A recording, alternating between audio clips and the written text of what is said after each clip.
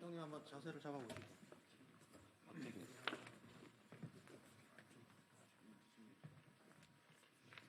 이렇게 쓸 겁니까? 자세 때 이대로 쓰십시오.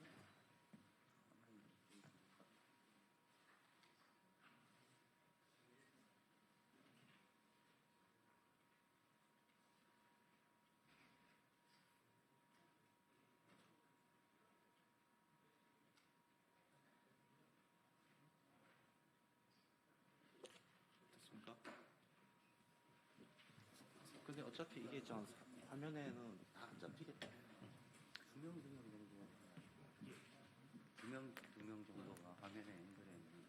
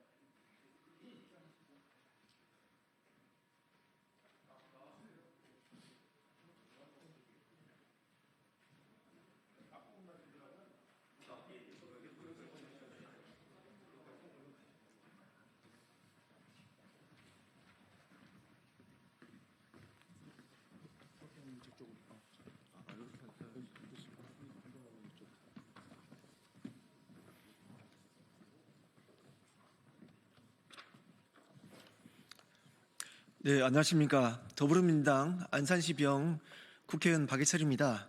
지금부터 산업부의 극단적 행정 예고 즉각 철회와 전면 재검토 요구 기자회견을 시작하겠습니다.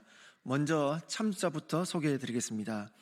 국회 산업통상자원 중소벤처기업위원회 간사시며 전남 목포 재선 의원이신 김원희 의원님 함께해 주셨습니다.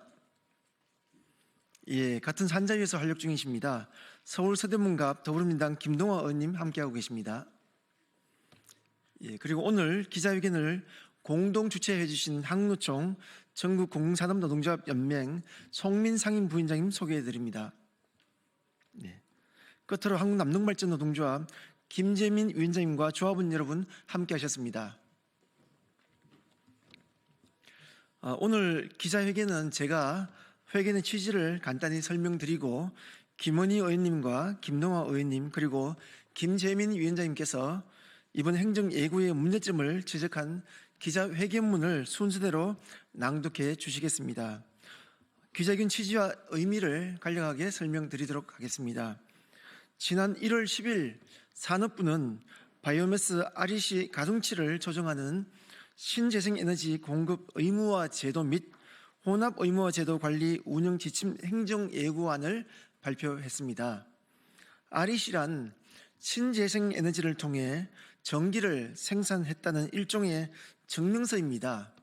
그래서 이 신재생에너지 공급을 촉진하기 위해 대형 발전 사업자들에게는 의무적으로 발전량에 따라 일정 양을 보유하도록 의무화되어 있습니다. 이러한 제도의 취지는 탄소 중립 실천을 통한 지속 가능한 환경을 위해 반드시 필요한 것이며 국가 온실가스 감축 목표 달성과 신재생 에너지만으로 기업의 전력 소비량을 조달하는 RE100 실현에도 필수적입니다. 그런데 작년 12월 18일 산업부와 산림청 그리고 환경부가 함께 구조 개선 방안을 내놓은 이후 채 한 달도 되지 않아서 수입산 우드필렛 원료에 부여되는 REC 가중치를 감축하겠다는 산업부 행정예고가 일방적으로 발표됐습니다. 이는 가중치 감축에 대한 체계적 근거도 없이 발전 시장에 미칠 영향과 폭증하는 기업 적자나 폐쇄에 따른 고용 불안 문제 그리고 전기요금 인상으로 인한 국민 부담 증가까지 광범위한 부작용이 전혀 고려되지 않은 졸속적 정책 추진에 불과합니다. 이에 오늘 기자회견을 통해 정부의 REC 감축 졸속 행정의 부작용을 국민 여러분들께 말씀드리고 현재 예고된 일방적 행정 예고의 전면 재검토를 촉구하고 향후 바람직한 민관공 협의와 소통을 통해 상생의 바이오매스 발전 생태계 조성을 제안하고자 합니다. 그럼 지금부터 김원희 의원님으로부터 기자회견문을 낭독하도록 하겠습니다.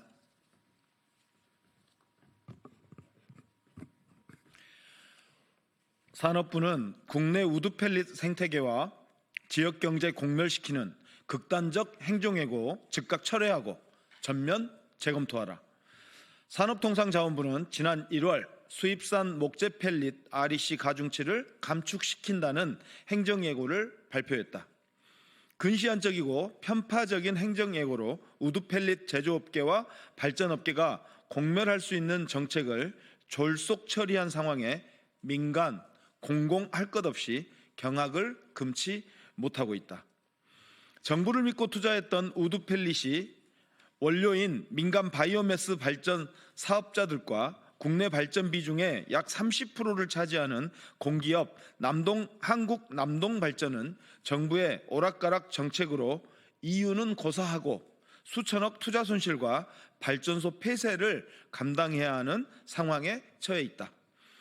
이번 행정예고 시행 시 우드펠릿이 원료인 민간 부분 발전 사업자는 20년간 누적 적자만 4조 5천억 가량 발생할 것으로 예상되고 공기업인 한국남동발전 영동발전본부는 내년이면 당장 운영 중단을 결정해야 하는 상황에 내몰리게 된다. 만약 발전소가 운영 중단될 경우 국내 우드펠릿 시장의 약 30%가 붕괴될 것이다. 최근 약 1조 원을 투자하여 건설하던 광양 그린 에너지는 건설을 중단하였고 SGC 그린파워는 매각이 철회되었다. 공기업들이 에너지 전환 측면에서 검토하던 특수 목적법인 힘이 되는 나무도 법인 청산 절차에 들어갔다. 정부 정책이 시장 유지가 아닌 시장 폐쇄를 불러오고 있는 것이다. 산업통상자원부는 수입산 우드펠릿 REC 가중치를 낮추면 결국 국산 우드펠릿 소비량과 생산량이 늘고 가격이 떨어져 국산 우드펠릿 시장이 활성화될 것이라고 이야기한다. 현재 우드펠릿 바이오매스 발전업계는 연간 약 500만 톤의 원료를 필요로 하고 있다. 이 중 미이용 목재만을 사용하는 한계를 가진 국산 우드펠릿 제조사들은 시장에 연간 80만 톤을 공급하고 있으며 앞으로도 생산 한계는 최대 100만 톤이라는 것이 우드펠릿 제조업계의 주된 의견이다. 즉, 국산 우드펠릿 산업이 아무리 활성화되어도 우드펠릿 원료 시장의 20% 이상으로는 확대되기 어렵다는 것이 시장의 결론이다. 안타깝지만 현재 상황이나 정부 정책으로는 국산 우드펠릿 가격이 경쟁력을 갖기 어렵다는 것을 관련 지표들이 말해주고 있다. 정부가 말하는 효과는 수요와 공급의 일반 경제 이론이지 포화 상태인 국산 우드펠릿 공급의 특수성을 고려하지 않은 명백한 논리 오류이다. 또한 지금의 정책으로도 국산 우드펠릿을 사용하게 되면 발전 사업자의 경우 수입산 대비 톤당 약 500만 원의 적자를 감수해야 한다.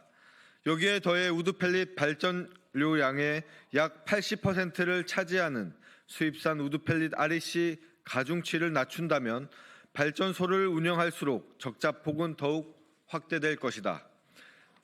기업은 이윤을 추구하는 곳인데 민간이든 공공기업이든 발전기를 돌릴수록 적자가 누적되면 누가 시장에 남아있을 것인지 의문이다. 기본적인 시장 상황을 무시한 이런 결정이 과연 산업통상자원부 단독으로 가능한지도 의문이다. 산업통상자원부가 예상한 효과와는 반대로 우드펠릿 발전소 중 대형 공기업 발전소가 폐쇄되고 민간 발전소 발전량이 축소되면 국산 우드펠릿은 판로가 없어질 것이고 국산 우드펠릿 업체들은 줄줄이 도산할 것이다. 축소된 전력은 화석 연료 발전이 채울 수밖에 없고 결국 청정 에너지 전환이라는 국가 에너지 과제의 흐름과도 역행하는 악순환에 빠지게 된다. 법적으로 신재생 에너지 공급 의무화 제도, 공급 의무 업체인 발전 공기업의 대형 우드펠릿 발전소가 폐쇄된다면 REC를 대량 구매해야 될 것이고 REC 가격은 폭등할 것이다. REC 구매 시 정부가 일부 보조해주는 보조금은 전기요금 고지서에 있는 기후환경 부담금이 재원이기 때문에 전 국민의 전기요금도 인상될 것이다. 결국 행정예고에 따른 전기요금 인상 요인을 산업통상부는 국민에게 전가시키는 결과를 가져올 것이다. 정책이 결정될 때 기존 산업에 대한 소급 결정은 소급하지 않는 것이 통상적인 결정이었다. 신규 설비의 경우 약 7천억 이상의 투자가 되기 때문에 우드펠릿 발전소 건설은 최소 30년 이상 운영하는 것을 목표로 투자가 결정된다. 이제 5년 정도 운영하였는데 정책을 바꿔 소급 적용한다면 앞으로 누가 정부의 말을 믿고 투자할 것인가?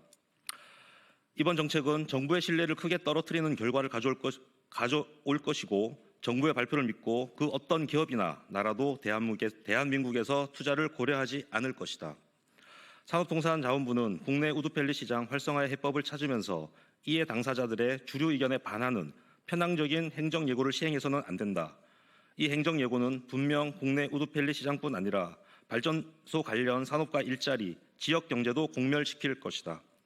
산업통상자원부는 국가 재생에너지 시장과 국민 전체 이익을 위해 관련 산업 전체 공멸이 아닌 국산 우드펠릿 업체가 활성화되고 발전 사업자와 상생할 수 있도록 수입산 우드펠릿 REC 가중치 감축에 따른 악영향을 전면 재검토하고 부당하고 불평등한 행정예고를 즉각 철회하라. 2025년 2월 10일 더불어민주당 국회의원 김원희, 김동아, 박해철, 한국노총 공공산업노동조합 연맹, 한국남동발전 노동조합입니다. 감사합니다. 이상으로 기자회견을 모두 마치겠습니다. 기자 여러분들의 많은 관심과 취재를 부탁드리겠습니다. 감사합니다.